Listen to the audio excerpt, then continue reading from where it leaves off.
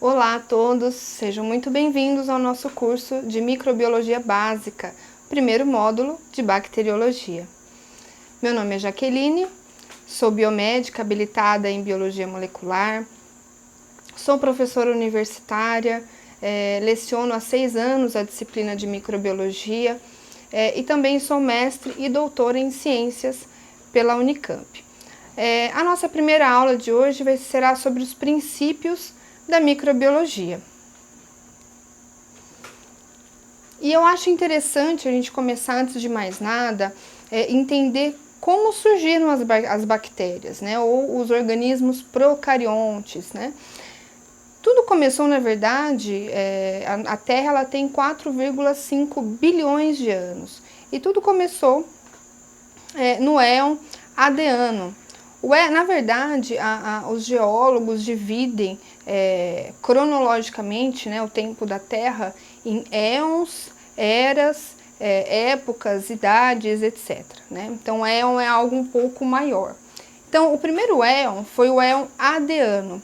Ele tem esse nome porque a Terra ela não havia luz, o calor era extremo, era um ambiente bem inóspito. Né? Então, esse Adeano vem da palavra grega Hades, né, que significa inferno.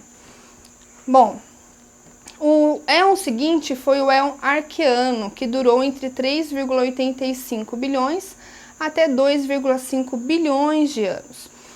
Nessa época, só havia água sobre a Terra. Né? Então, não havia ainda, no início desse éon, não havia ainda a separação da Terra, da porção da Terra, né?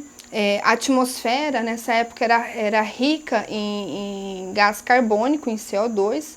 Então, os primeiros organismos, né, a primeira forma de vida primitiva que surgiu foram as células procariontes, as nossas queridas bactérias. Né? Então, como nessa época praticamente não havia oxigênio, as bactérias que existiam naquela época eram anaeróbias estritas. A gente vai falar sobre a respiração bacteriana em outra aula. Então, são bactérias que elas não suportam a presença de oxigênio. Tá? Bom,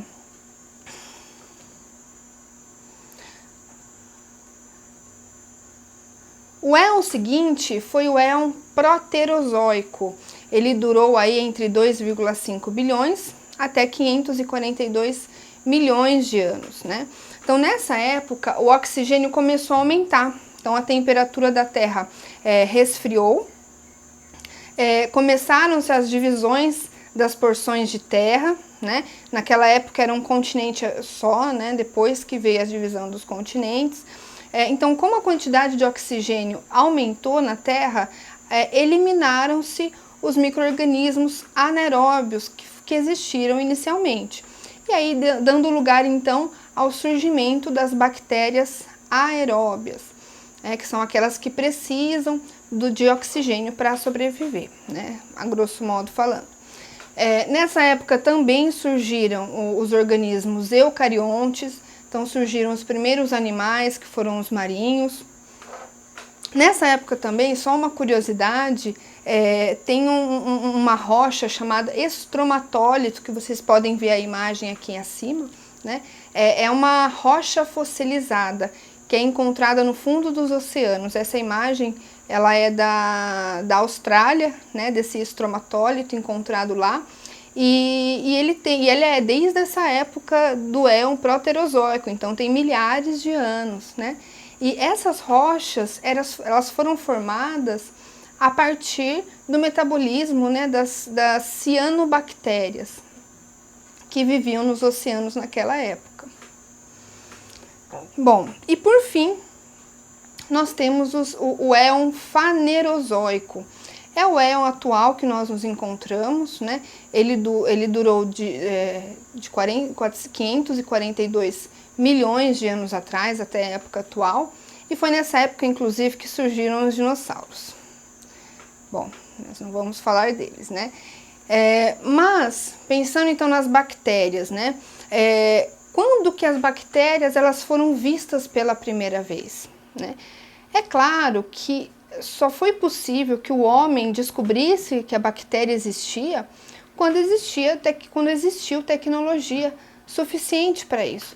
Então, somente depois da invenção do microscópio é que foi possível observar esse mundo inteiramente novo, que até então era desconhecido, né?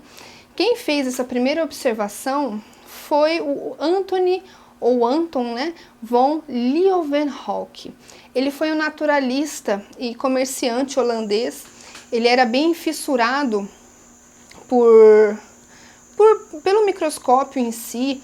Ele foi o aperfeiçoador do microscópio, não foi ele que inventou, né? Quem inventou o microscópio foi o Hans Janssen. Ele foi dada aí a autoria do aperfeiçoamento. Então, naquela época que foi inventado o microscópio, foi em 1600 e alguma coisa, o microscópio era muito simples. Então, mesmo assim, não era possível observar ainda as bactérias. Então, somente com esse aperfeiçoamento desse Anton é que foi possível observar. E ele era muito curioso, ele pegava amostras de água, né? Deixa eu até mostrar aqui a fotinha dele para vocês verem. Ele pegava amostras de água, até mesmo de fluidos biológicos próprios, né, como urina, fezes, e ele observava no microscópio. Então, essa é a aparência que vocês estão vendo aí na tela do microscópio aperfeiçoado, né? E é interessante, até deixei aqui um vídeo, o link aqui para vocês depois assistirem com mais calma, que fala sobre a história se é que eu posso dizer da parceria do Anton e a contribuição dele com o Robert Hooke, que foi aquele que descobriu a célula em si, né? A célula eucarionte. Foi a primeira pessoa que deu o nome de célula, né? Que utilizou o termo célula. Então, eles tiveram aí uma relação, uma contribuição um com o outro importante. E nesse vídeo conta um pouquinho da história, né? Não é o nosso objetivo aqui, né? Mas esse Anton von Leeuwenhoek foi muito importante na microbiologia. Foram dele os primeiros esboços da morfologia bacteriana. Então, vocês podem ver na imagem aqui acima, a gente tem algumas anotações que ele fez. Então, a gente pode ver que são morfologia das bactérias que ele visualizou. Ele observou também protozoários, né? Inclusive ali na figura C até o D, vocês podem observar que tem como se fosse uma trajetória, né? Que é o movimento que esse micro-organismo fez, né? E eu comentei com vocês do Robert Hooke, né? Então é importante falar dele também. Um pouco antes, né? Se a gente voltar um pouquinho aqui nos slides, a observação da bactéria, ela por Anton, foi por volta de 1683. Mas desde 1665 ele já vinha fuçando no microscópio e ele mandava cartas e mais cartas para The Royal Society de Londres, né, lá da Inglaterra, que era a elite europeia da ciência. Então, nada era considerado ciência se não passasse pela The Royal Society. Então, desde essa época, o Anton já vinha enviando cartas e mais cartas. E aí, quem recebia elas, na época, era esse Robert Hooke, que vocês podem ver aqui na fotinha dele. Ele era o curador experimental da época, né, lá da The Royal Society. Então, desde essa época, ele já vinha observando a célula, né, que até então ele não tinha usado ainda esse termo, mas vocês podem observar aqui em cima a imagem, é uma cortiça. Então, ele cortou finas camadas de cortiça. Cortiça são rolhas de vinho que nós temos hoje, né? Então, ele cortou essas fatias e observava no microscópio. Então, ele observou esses furinhos e ele falou, nossa, parece célula, né? Célula de cadeia mesmo, né? Então, ele usou o termo célula, né? Pensando no inglês, né? O cell, né? De célula. Então, foi ele que usou pela primeira vez o termo célula. E aí, mais pra frente, quando ele recebeu essas cartas do Anton, que ele tinha aperfeiçoado o microscópio, que ele conseguia enxergar esse mundo completamente novo, né? Que foi o Anton que viu pela primeira vez as bactérias e que descobriu esse novo mundo, né? Então foi o Robert Hooke que foi enviado até o Anton para verificar esses experimentos, esses achados. Então isso contribuiu para aquilo que ele já vinha trabalhando, né? Da célula. E então o Robert Hooke ele postulou a teoria celular, que diz que todas as coisas vivas são compostas por célula. É claro que a ciência ela foi caminhando a passos bem lentos naquela época, né? Então, embora tenha sido realizado aí um grande avanço com a questão do microscópio, que eu acabei de citar para vocês, a comunidade científica ela era um pouco fechada, a mente era um pouco fechada, né? Se a gente pensar, antigamente achavam que a Terra era plana, né? E que falar que a Terra era redonda era uma maluquice na época. Então, naquela época também tinha algumas teorias um pouco difíceis de acreditar, né? Mas tem uma teoria, que é a teoria da geração espontânea, que ela perdurou por séculos, na verdade, né? Essa teoria, os cientistas e os filósofos da época, na época da descoberta da célula mesmo, em 1665, 68, os cientistas eles acreditavam que algumas formas de vida poderiam surgir da matéria morta, né? E aí veio alguns cientistas, claro, refutando essa teoria, né? Tem um experimento famoso, não vou falar muito dele hoje, que não é o nosso objetivo, mas depois vocês podem pesquisar sobre essa teoria da geração espontânea. Teve um médico, que é o Francesco Redi, ele, que é esse aqui da fotinha, ele contestou essa teoria na época, né? Ele fez um experimento interessante, ele pegou 2 jarros e colocou carne em deterioração, né? Pedaço de carne, resto de comida lá. E ele cobriu com um pano, né? Cobriu com alguma coisa, vedou e deixou por muito tempo. E aí ele observou que nada cresceu ali, né? E refutando assim essa teoria de que algo cresceria a partir daquela matéria orgânica morta, né? Então nada cresceu. Mas aí os cientistas falaram: mas é porque você impediu que o ar entrasse, é preciso do ar para que tenha vida, né? Ele falou: então tá bom. Então ele foi lá e cobriu com uma redinha, um tecido que tivesse uma trama, né? Uma rede em que o ar pudesse passar, mas que impedia que as moscas entrassem, né? Nesse jarro.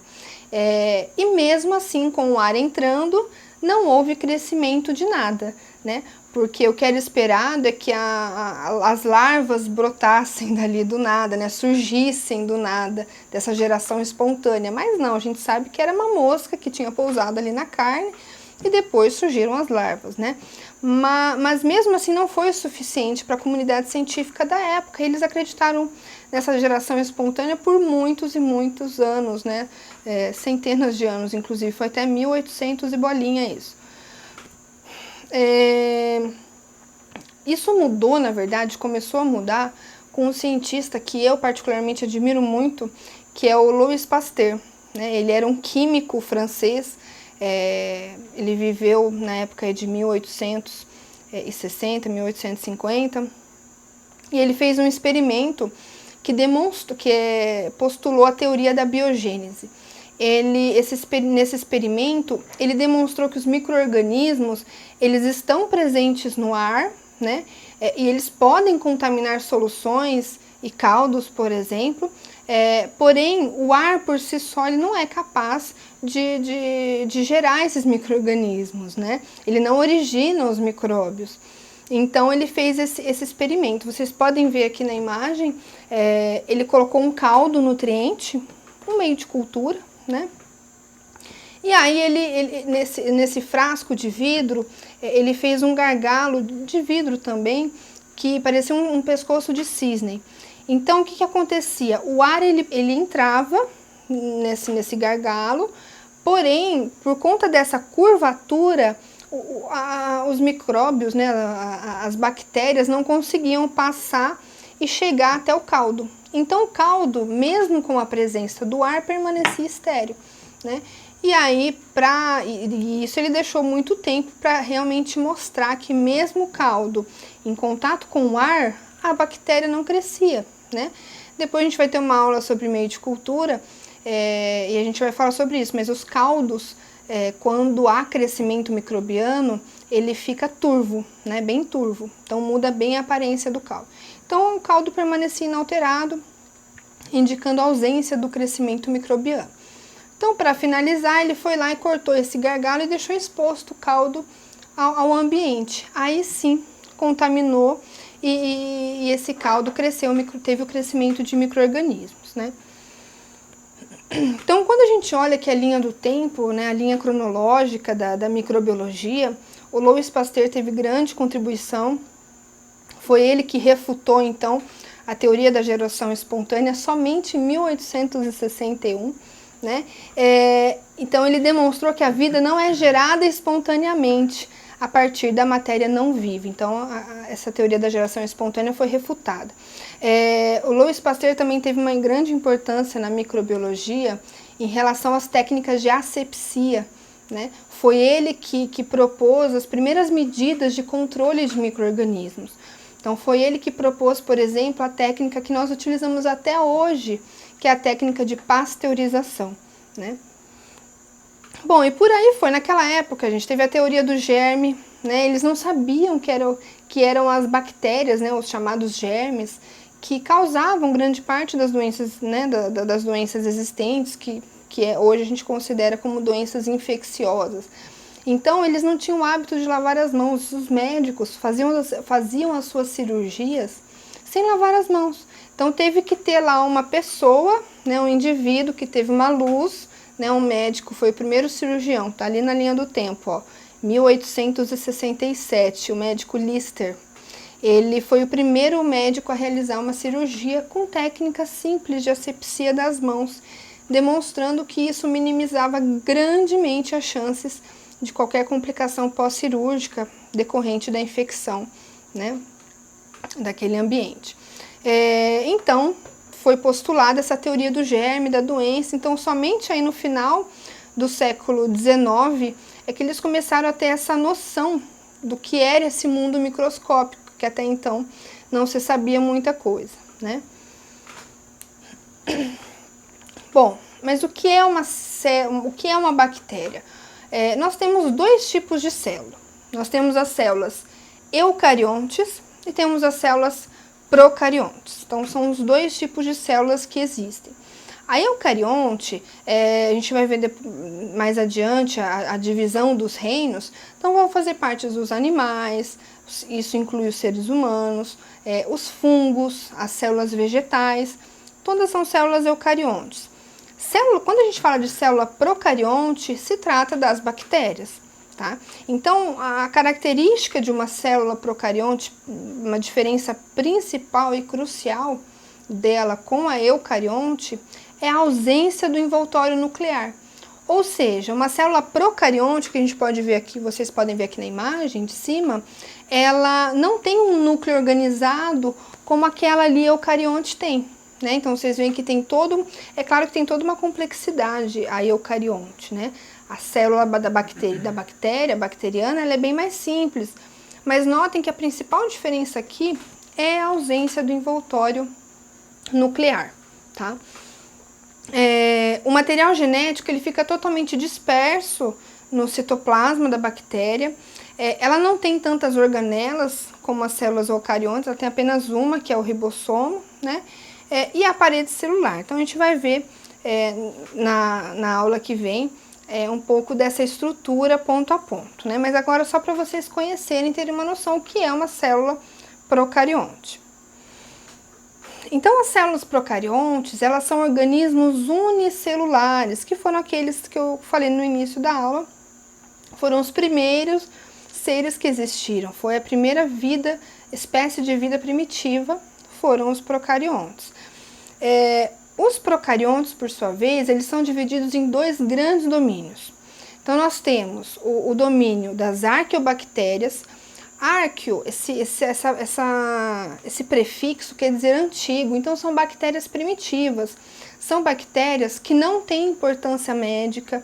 Então, quando a gente vai lecionar em cursos da área da saúde, normalmente a gente não fala das arqueobactérias, a gente não cita as espécies porque não tem importância médica, elas não causam doença.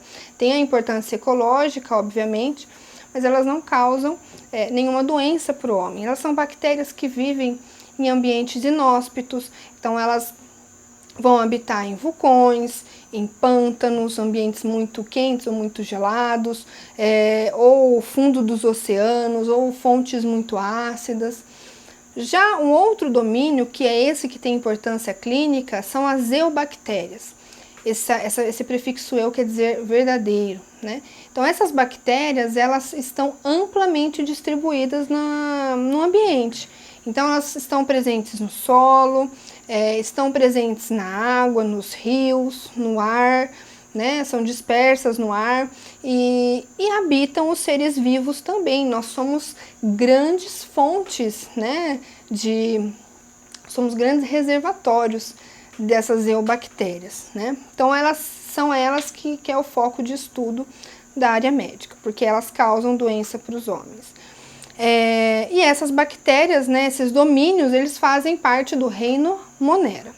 Bom, então aqui, só para vocês entenderem essa divisão, esses 3 domínios, existem na verdade 3 domínios, né? 2 só de bactérias, que é o domínio bactéria, que se refere às eubactérias, o domínio Archaea, que são as arqueobactérias, e o domínio Eucária, que são os seres eucariontes. E a partir daí são divididos os reinos. Então, no reino Monera, seria incluído o domínio das arqueobactérias e das eubactérias num reino só do Monera, né? E depois o reino das Animalia, Fungi, das plantas e o reino protista.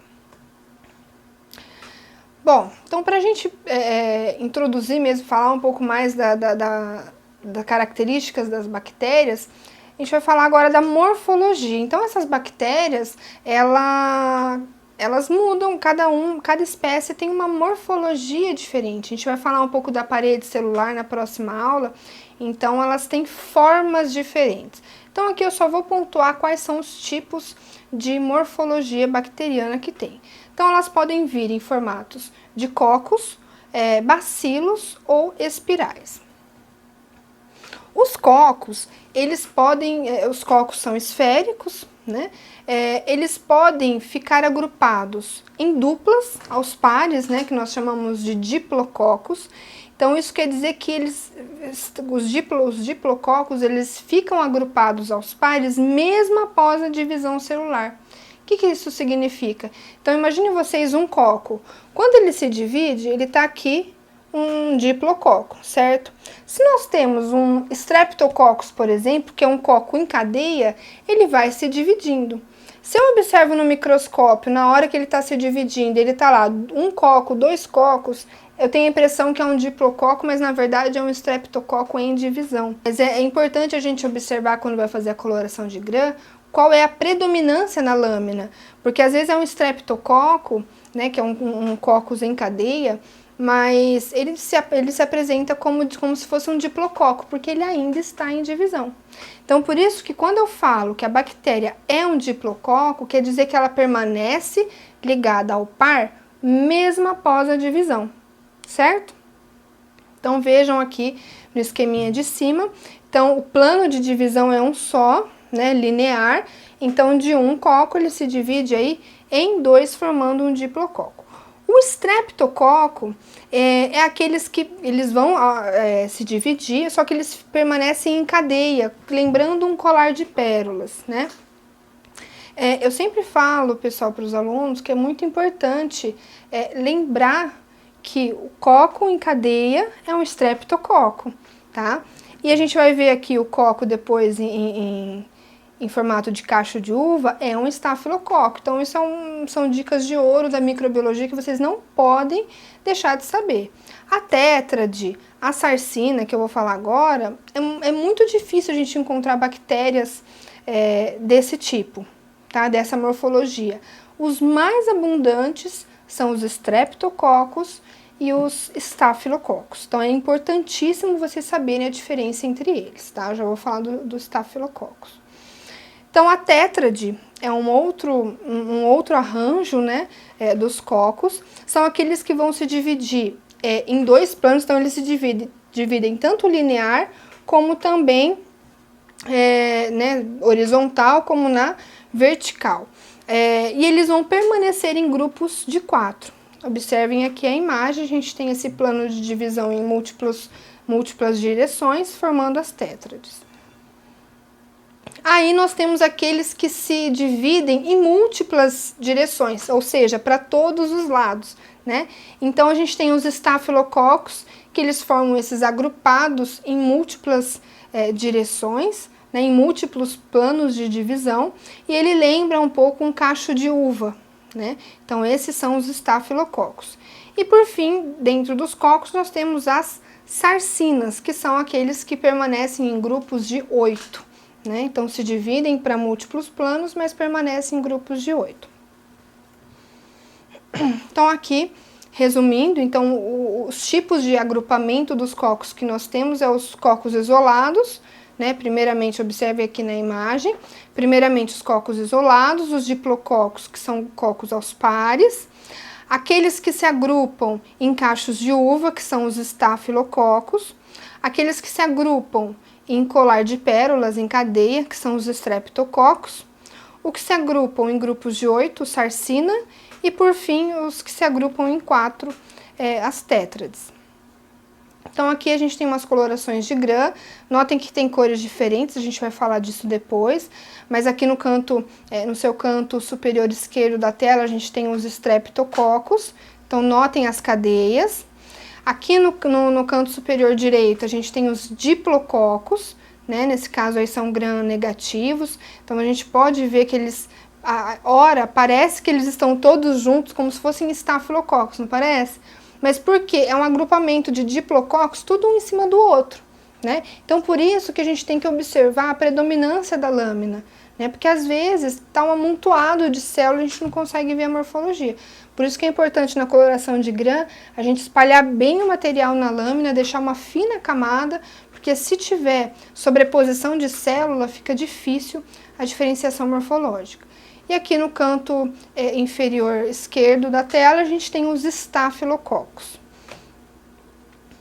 Fica difícil pensar no cacho de uva olhando essa imagem, né, gente? Tem que ter um pouco de criatividade, tá?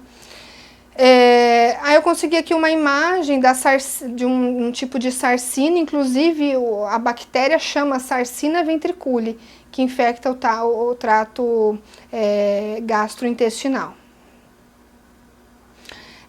Nós temos também, então aqui finalizamos os cocos, aí um outro tipo de morfologia são os bacilos, né? O bacilo, ele tem um formato retangular, com as extremidades arredondadas, pode ser um pouco alongada, ou pode ser um pouco mais reta, mas ele vai sempre ser em formato retangular, tá? Podem ocorrer bacilos únicos, como vocês podem ver aqui na imagem, eles podem se agrupar aos pares, em diplobacilos, podem se formar em cadeias também, os streptobacilos, e pode ocorrer também o cocobacilo. O cocobacilo, ele não é muito alongado, ele é um bacilo, porém ele é bem pequenininho, né? Então isso na lâmina até pode parecer um coco, né? Uma esfera, mas não, é um cocobacilo, tá? Então aqui nessa imagem, por exemplo, à esquerda a gente tem bacilos únicos, gram-positivos, que são esses roxos, eles são bastões bem alongados, né? Diferente aqui do da direita, que ele é um gram negativo em vermelho e ele é um cocobacilo, ele é um bacilo bem pequenininho, tá? Então mesmo que a gente aumenta lá no aumento de 1000 vezes no microscópio, você vê que ele permanece pequenininho. Aí por fim a gente tem a morfologia do tipo espiral. As bactérias espirais, elas vão ter uma ou mais curvaturas, né? Elas nunca vão ser retas. Então, elas podem ser de alguns tipos.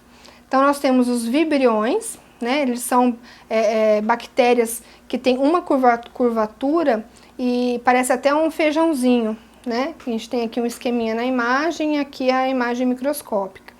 Um exemplo é o Vibrio cholerae, né? Causador da cólera.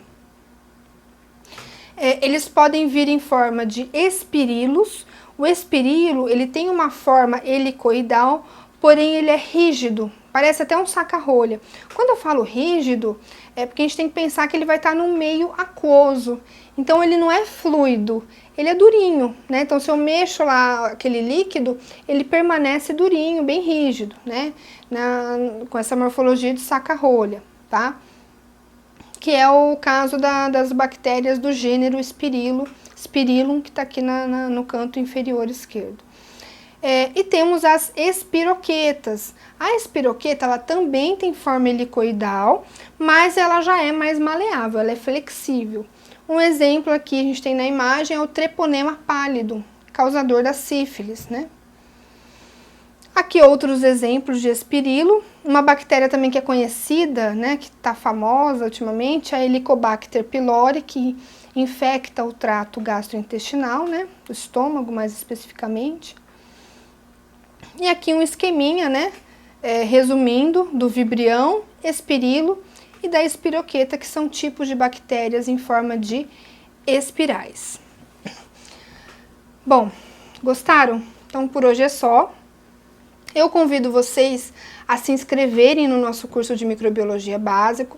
Serão disponibilizados 3 módulos, o módulo 1 de bacteriologia, o módulo 2 de micologia e o módulo 3 de virologia. Então vocês podem acessar aqui a descrição do vídeo para maiores informações e eu convido vocês a assistirem o restante das aulas. Muito obrigada, até a próxima!